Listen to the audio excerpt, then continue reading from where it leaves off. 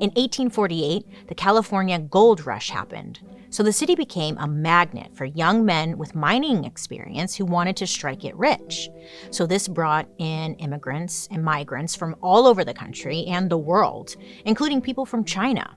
And most of the Chinese people who made it to California ended up settling in a place that became known as Old Chinatown. Old Chinatown was concentrated on one specific street that we'll refer to as the Alley.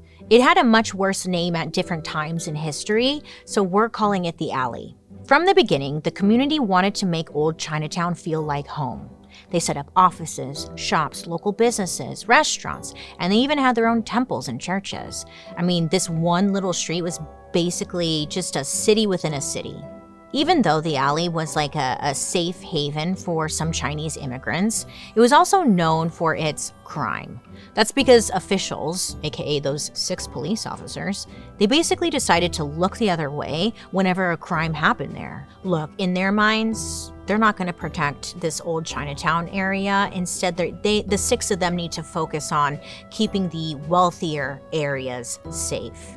Because the police and all that were looking the other way, you can kind of get away with whatever you wanted to in the alley. For example, gambling, illegal at this time, but not, in the alley. It was also a place where you could smoke freely. And I'm not talking about cigarettes. People would come to the alley to smoke straight up opium. So we've got the gambling, we've got opium. Cherry on top, brothels. The alley was known for being a place where you can come to, spend some quality time with a lady of the night with some supple breasts.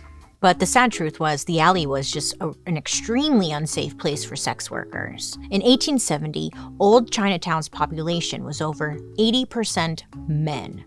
That's because a lot of men left their wives and children at home to come to California for work opportunities, And then if they'd make money, they would usually send it back home. And because this was a city made up of all men, they were definitely keeping the brothels busy.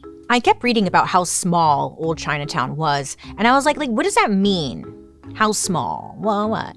Turns out there were only 172 Chinese immigrants living in Los Angeles. Only 34 of those people were women. Sadly, most of the sex workers in Old Chinatown were actually sex trafficked from China to Los Angeles. Some young girls were sold by their families, some were lied to and told that husbands and jobs were waiting for them, and many of them were just honestly straight up kidnapped. Once these girls were in America, it was basically impossible to get out, okay? If one of the girls managed to run away, her kidnapper or the owner of the brothel would report her to the authorities as a thief. Then, if that didn't work, they would report the woman as missing and offer the police officers a hefty reward to bring her back. Once she was arrested, the brothel owners would post her bail and she would be returned to her life in the brothel. And the cycle would just continue over and over and over again. So there's no real sense of law and order going on. It's just chaos. And this chaos paved the way for gangs to come in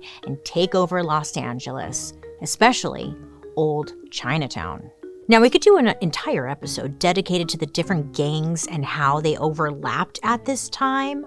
But like a very short version, the TLDR, let me tell you this. There were tons of Chinese gangs known as tongs. Allegedly, those tongs would hang out around Old Chinatown to quote unquote offer some structure and authority to the area, since obviously the 6 police officers weren't doing shit.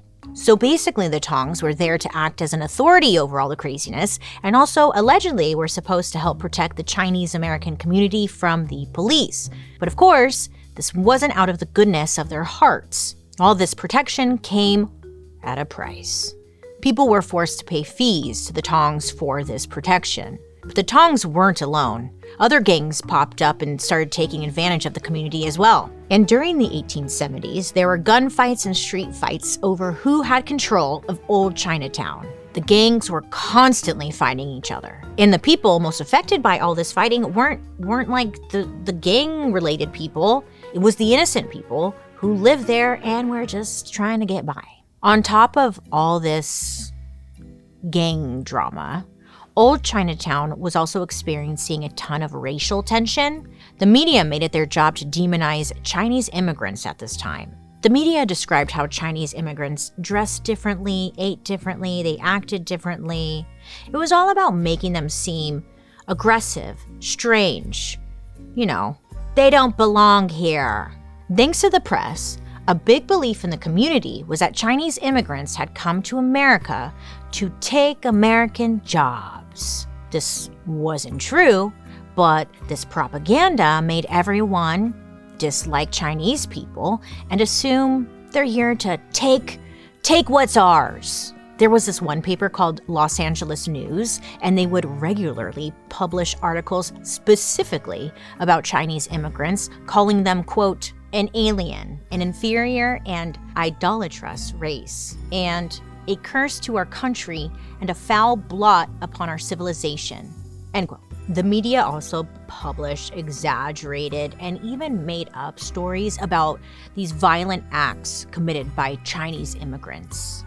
And listen, there were violent acts being committed, but it was because of the gangs and tongs and that. But the media was lumping everyone in together and saying, they're all like that, bad. Now, people are reading this, right? And they're getting all worked up, all angry, about these violent immigrants. And people are like, we gotta teach them a lesson.